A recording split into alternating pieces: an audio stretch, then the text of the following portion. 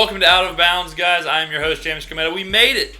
Friday's here. Congratulations. The week can tend to drag, and this one certainly did. But hopefully this podcast or the simulcast or just this 30 minutes of sports talk will save the week for you. You could have been anywhere, but you chose to be here, and I appreciate that. I also appreciate the interaction on the last podcast, Monday's podcast.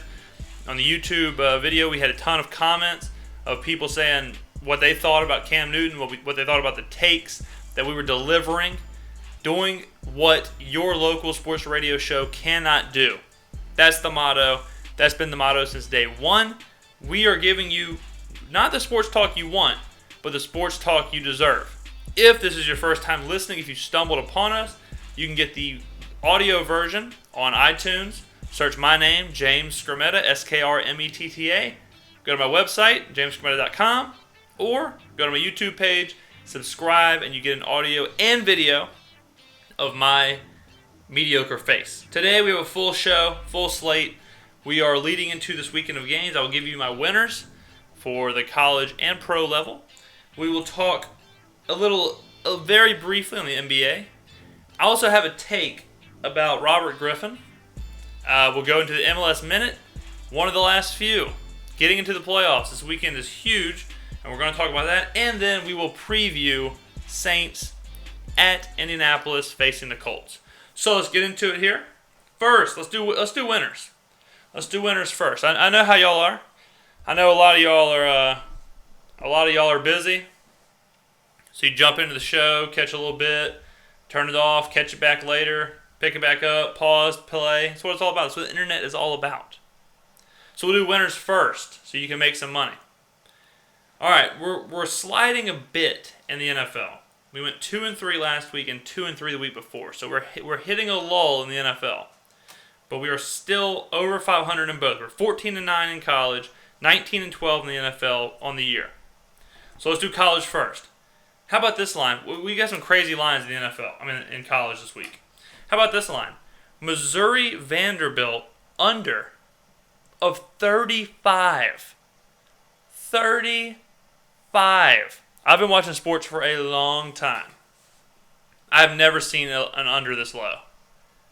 That is mind-boggling low.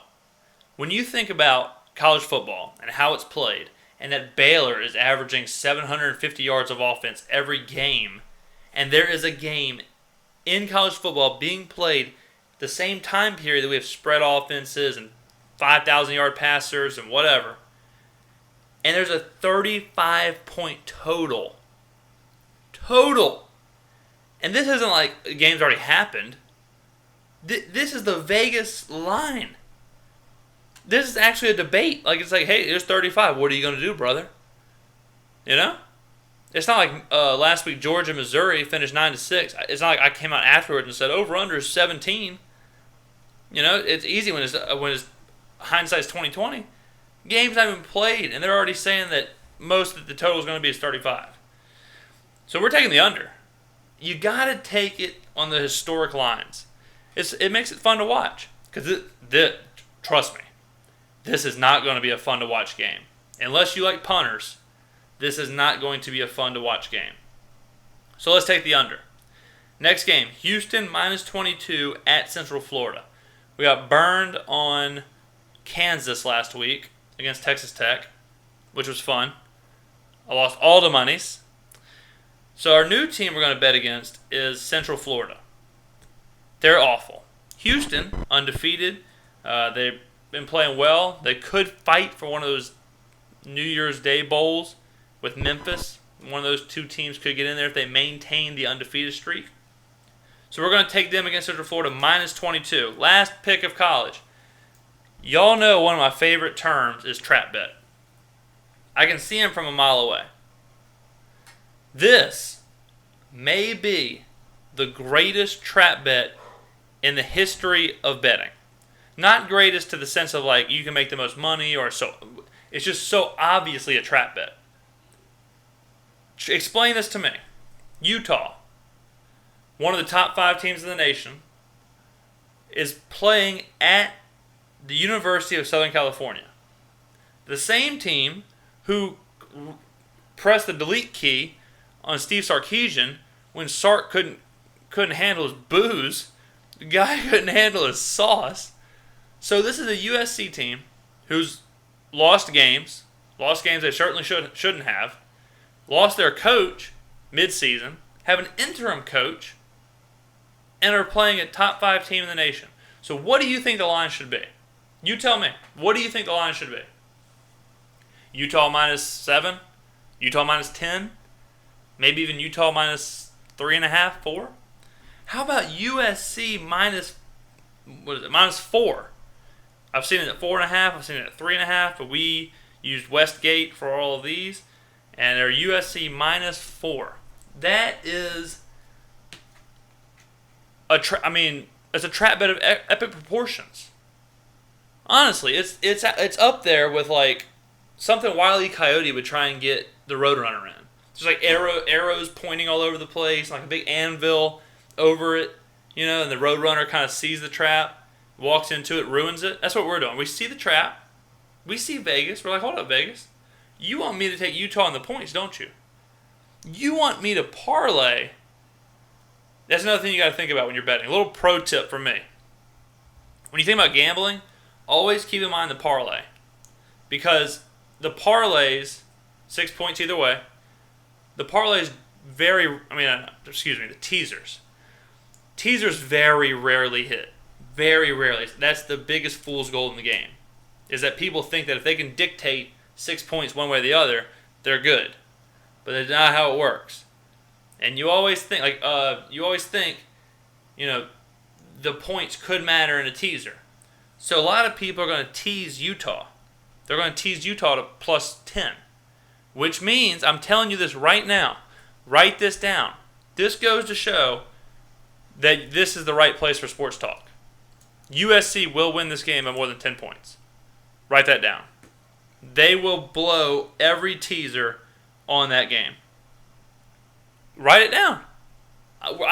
This is on YouTube. This isn't like your drunk uncle telling you some crazy pick and then 6 months later telling you that it happened when it's not really how it worked out. I'm telling you that USC will beat Utah by 10 plus points. Remember it. Write it down. We'll revisit this on Monday. Okay? So that is my college picks.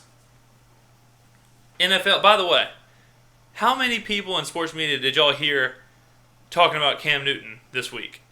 I released the Cam Newton take on Monday, and all week I hear these sports media, these big heads from all these big companies talking about Cam Newton, saying the same thing we said on Monday. But that's neither here nor there. NFL picks, early morning, 2 picks. Atlanta -5 against Tennessee. Mariota's not playing. Atlanta coming off of some slip-ups. Still think they're a good team. They're not a great team. They're not a true threat. They are a good team. They still have Matt Ryan, still have Julio Jones. I bet on quarterbacks. Tennessee, a lot of problems there. Wiz and Hunt can't figure it out. We'll take Atlanta -5 on the road. Miami -4.5 against Houston. This is probably my play of the week. Campbell over in Miami has it figured out. He's got the team rejuvenated. They're playing a new season. They're 1-0. Their new season. I don't like Tannehill. I do not like Tannehill. He's not a franchise guy. I would not pay him money. Write it down. I would not pay him money. They already have. I wouldn't do it. And I don't think Miami will reach where they want to go with Tannehill. With that said, they're focusing more on Lamar Miller. Rashard Matthews is starting to become a product. He's starting to become a player. He's starting to take over. They've got weapons. They know how to use it. They're limiting Tannehill. They're not just letting him drop back and throw it 55 times a game. They're letting Miller play. They're getting him more touches, and that's good. That's a good thing for this team. I like Miami. I don't like Houston at all. Bill O'Brien's one of my favorite coaches. They cannot win. They cannot compete with a combination of Brian Hoyer and Ryan Mallett. Them flip-flopping, Ryan Mallett is a poison as a backup right now. He's praying that Hoyer fails. There's no way to run a team. Bill O'Brien and Houston will turn it around once O'Brien gets his guy, whoever that may be. But with those two on that team, I'm not taking Houston. And that's another reason you don't pay defensive players. You don't pay people like J.J. Watt. I don't care how dominant they are. You don't pay people like that and Ndamukong Suh because they cannot take over the game. The idea of paying J.J. Watt, paying Ndamukong Suh franchise quarterback money does not work. Does not work. So that's my 2 morning picks. Afternoon game, San Diego, Oakland, over a 47. I love Oakland. I don't know why I've tricked myself into believing that Derek Carr is like a... I said that he'd be a top 5 quarterback in the NFL within, I think I said 5 years of him getting drafted. I love Derek Carr. And I love Amari Cooper. And I think Oakland really is getting it turned around. They're getting it turned around quick. They will be competitive quick. If they add some more pieces, because they're not going to be great this year, so they'll have a middle to top pick in the draft. If they can keep nailing the draft, they have to keep nailing the draft. If they can do that for another 2 years, that's going to be a sneaky team because the rest of the AFC West is fading fast. Oakland could rise again. They're going to score points. San Diego throws it all over the park. They can't stop anybody. Phillip Rivers threw for 500-plus yards last week. I'll take those 2 teams to score more than 47 points. Sunday night, Carolina -3 against Philly. Philly's not good. Okay, they're trying to trick you with this line because of what Philly did against New York. Philly's not a good team. Sam Bradford is not the fit. He's not the fit. You can guarantee he's going to throw 2 picks every game. He is not the fit. Phil, we've talked at length about this. I'm not going to get into why Philly isn't good, why Sam Bradford isn't good, whatever. Carolina is good. Cam Newton is good. I said that. I said that Monday. I'm taking the quarterback here. It's at Carolina. Philly actually plays better on the road. So don't let that twist it around into Carolina's home field advantage. Philly plays fine on the road. They actually play worse at home. One of the few teams that do that. Cam Newton's going to keep it close. That team, they drag you through the mud. They know how to keep it close. They know how to run the football, play defense. That will be a Carolina win, and they'll cover. Hey-yo. All right, this pick I don't like at all. If you don't take this pick, I don't blame you. Baltimore +9 against Arizona. Another trap bet. Not a trap bet, but another weird line. Because Arizona's on a couple of losses. Baltimore is terrible, but you see Arizona lose these games. You're like, well, 9 points. Blah, blah, blah. Primetime games with great coaches like John Harbaugh, it's hard to give them 10 points. Or 9 points, however you get it when it comes out Monday night. I got a feeling the public's going to be all over Arizona. Move the line up to 10. If you want to wait, go ahead. Nine's a decent number to have it at. I'm taking it here. Baltimore +9. My least favorite pick out of the 8, though. All right. That is my winners. Doing good on time. Real quick, NBA season's coming up. Thursday. So less than a week. I will do a NBA prediction show, a special, next week. It probably will not be Monday. I don't think we're not going to replace Monday's show because, it's football season. You got to talk about football. So probably be, I'm gunning for Wednesday. Wednesday, we'll probably release it. We'll probably do that. We'll probably do it Wednesday. So look for that Wednesday. Just a strictly NBA prediction show. I'll go through who the playoff teams are, the East and West championship games, NBA finals. We'll talk some NBA. With that being said, I'm thinking about getting the league pass. A friend of mine, biggest basketball fan I know, William Alden, he was a league pass guy from the beginning. He's had it for like 2-3 years. And he loves it. And he loves the NBA. And the first pass I got was the MLS Live that I watched that we've talked about on here. Y'all know that. And I love it. I love being able to stream the games at my leisure on my iPad or on my phone or whatever.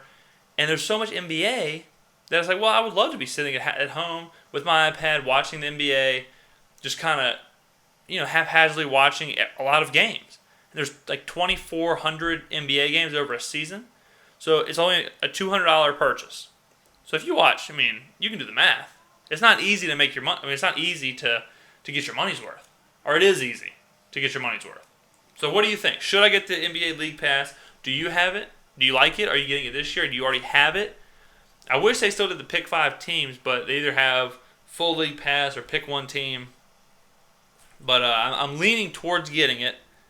But let me know what you think, and we'll talk more at length comes the NBA show. Hopefully, y'all fill the comments up with yes, get it, it's awesome, or no, don't get it, it's a waste of time. Let me know.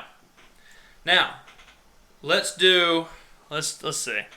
All right, let's do this hot take, and then we'll do the MLS Minute, and then we'll talk Saints, Colts. All right, look.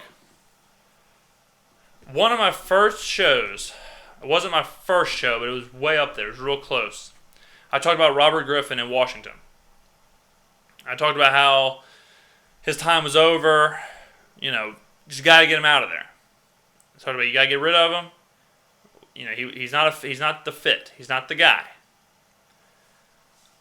Here's the deal. He may not be the guy in Washington, but it's becoming more and more clear that it's because Jay Gruden does not want him to be the guy. Here's my take. It is time to give Robert Griffin another shot. Kirk Cousins, whatever you thought he was, there was word back in the day that you could trade him for a first-round pick, you could trade him for a second-round pick. He's in the same boat as Brian Hoyer, Mallett, all those guys. This is the stats on the year. First of all, the Redskins are 2-4 in the worst division in football. They're last in the NFC East. He's 151 for 228. Shout out Biloxi. For 1,400 yards, 6 touchdowns, 8 interceptions, and 2 fumbles. That ain't gonna cut it. Okay? You gave Cousins a chance. This is best case scenario if you're Jay Gruden. Unless you just hate Robert Griffin, this is the best case scenario for Jay Gruden, and I'll tell you why. You gave Cousins a chance, which gets Washington off your back, the fans. Because now the fans can't say, oh, we have Cousins, he's a winner, look at Cousins, look what he can do, give him a chance, he can play. He can't play. He can't play at all. He can't play a lick. All right? All he can do is turn the ball over. So you get Washington fans off your back. They can't be happy with Cousins. They're 2-4. All right? So that's one pro. Second pro, you've humbled Robert Griffin. You've shown him, we're not afraid, brother. We're not afraid of you. We're not afraid of your salary. We're not afraid of the hype. We're not afraid of the draft pick. We're not afraid of any of that stuff. We will bench you. This is giving Robert Griffin a second chance. A chip on his shoulder, if you will. What makes Tom Brady so great is that chip on his shoulder. Now, I'm not saying every quarterback needs that, but it does help some players. Tom Brady most certainly plays better because he plays angry. He plays with that chip on his shoulder. He wants Aaron Rodgers. You hear it before every game. Oh, this team passed on Aaron Rodgers. And what's Aaron Rodgers do? He goes out and steps on their throat. Randy Moss. Every time he played the Cowboys. Was it a juvenile kind of like, oh, you passed me up in the draft? Even though I'm a Hall of Famer, I'm still going to step on your throat. It's just what you got to do. Robert Griffin's humbled. Robert Griffin understands now. He's not the golden boy. He's not this golden calf or whatever. He's a guy who got benched, who's been hurt, who was passed up on, who played scout team safety, for God's sakes. Gruden, for whatever reason, is protecting Kirk Cousins. I don't know why. Because you would think that Gruden would have the biggest interest in winning, because if he doesn't win, he's going to be gone. All right? So I don't know why he wants Cousins so bad. Cousins is costing him his job, or will eventually cost him his job. If I was Gruden, what I would do is, I would tell Griffin, look, we're going back to you. This can be your team again. You can be the king of Washington again. You can be that guy on the subway commercials. You can be the guy on the billboard. You can be the guy, the press conferences, smiling, whatever. But you got to win. And you got to play. You would think also that this is giving Griffin a time to get healthy. He's not coming off of an injury. He's not 2 weeks off an injury. He should be healthy. You get a healthy Griffin for a little over than half the season. If he plays well, because you know he can play well. Is he the same player as that rookie year? Probably not. All right, he's had a few knee injuries. He's not the same. But if he can be close, remember he beat Andrew Luck for Rookie of the Year. If he can be close to that player, Washington will be a much better team than whatever they call themselves with Kirk Cousins. It's time to give Griffin a chance. Now, let's say they don't. Let's say they don't listen to the podcast, which is, mistake number one. Let's say they don't listen to the podcast. So what do you do with Robert Griffin? Well, I've already decided. What if the Jets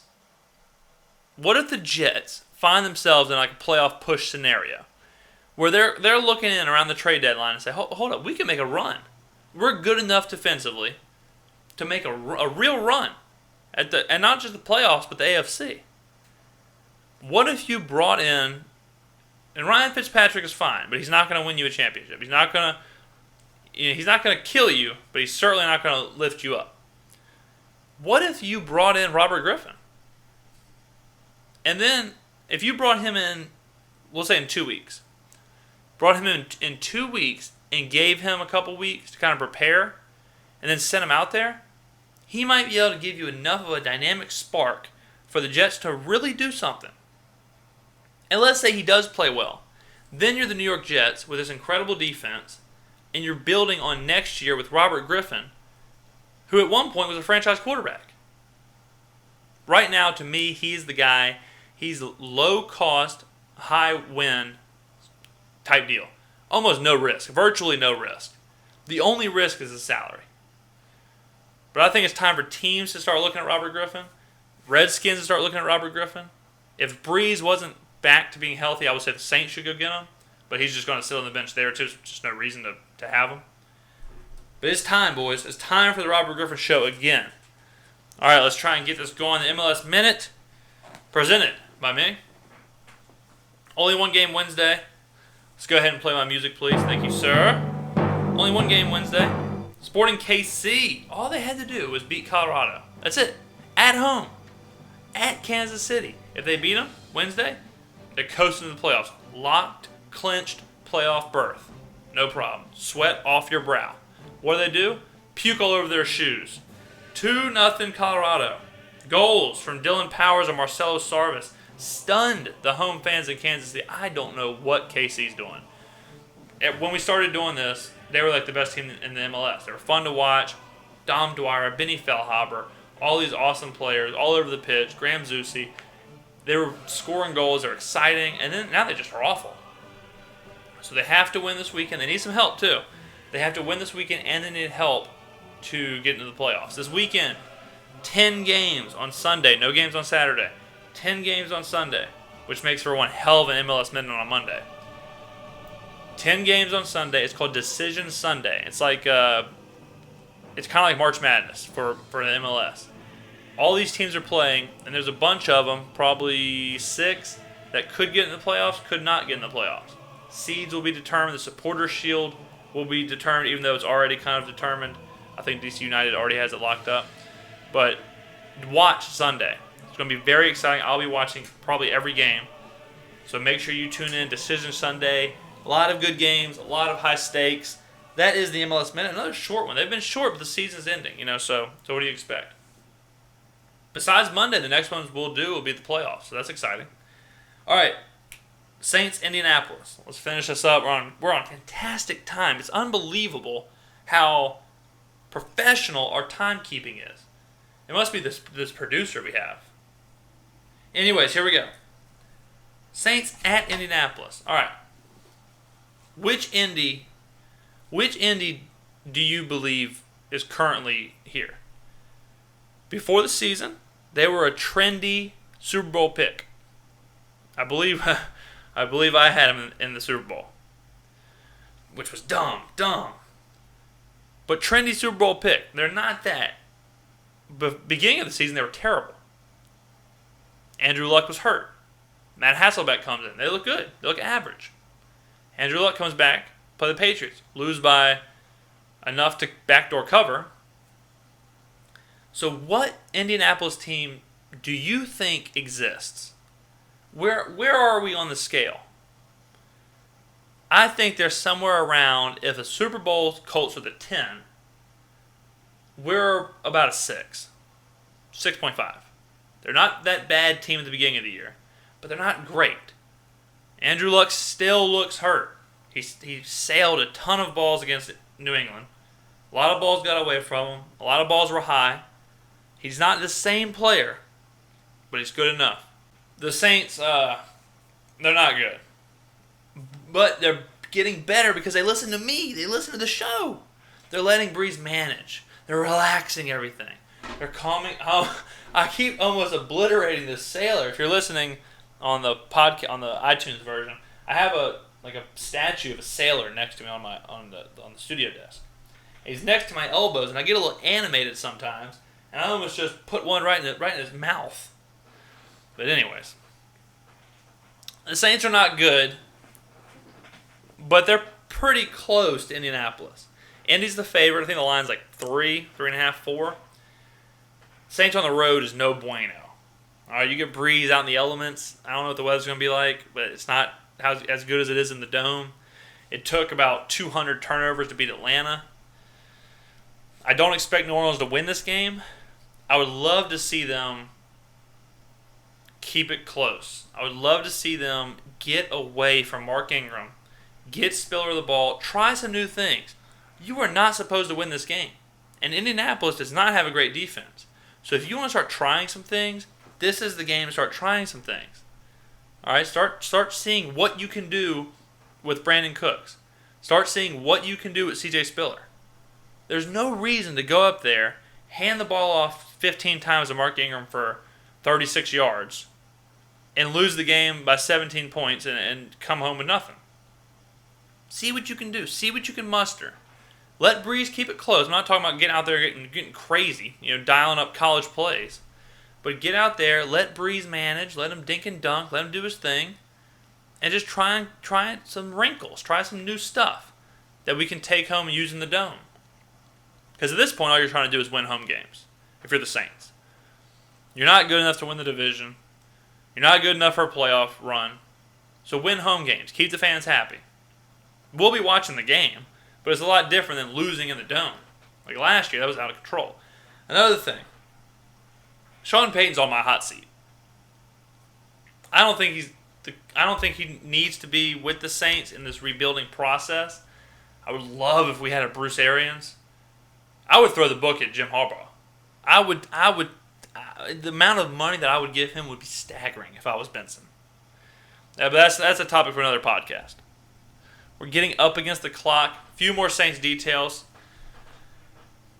Our biggest problem, what's going to be interesting is watching how we try and defend the pass.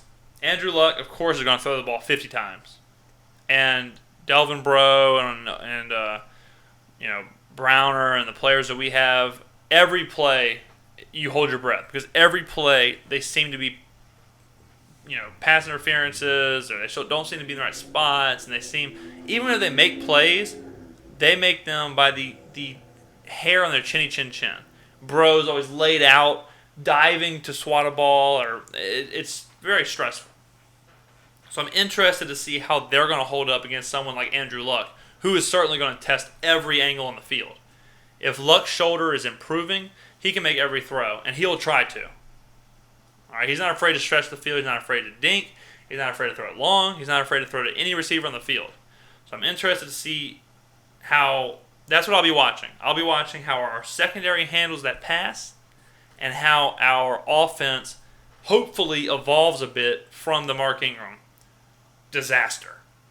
If we go up there, run it for 30 yards, I'm not going to be happy. You will not hear a happy me on Monday. But that is going to be it. We're going to wrap it up. I don't want to hold y'all too long. Of course, I appreciate you listening. I hope you enjoy this on your lunch break or your ride home from work or at dinner. Whatever you do. It's only 30 minutes, but I appreciate you spending it with me, talking a little sports, something we all love. If you want a topic, if you have something that you want me to talk about, if you're interested in a certain thing that I might have an opinion on, please let me know in the comments below, because since the show is only 30 minutes, I try and think of a few topics that are important enough to hold the time. If I just did game recaps, there'd be no point in listening. So I try and think of some topics that push the envelope and kind of something that no one else is talking about that deserve the time in a 30-minute show. So if you can think of something that you want me to hear, I'll be glad to talk about it, glad to listen. Just drop it in the comments below. Tell your friends, spread the news. Remember, the whole goal here is to replace the average, below average, local sports radio that you have to listen to. So the more spread we get, the better chance of us eliminating all of those fools. I am your host, James Skrmetta. This has been another successful episode of Out of Bounds. Guys, have a great weekend.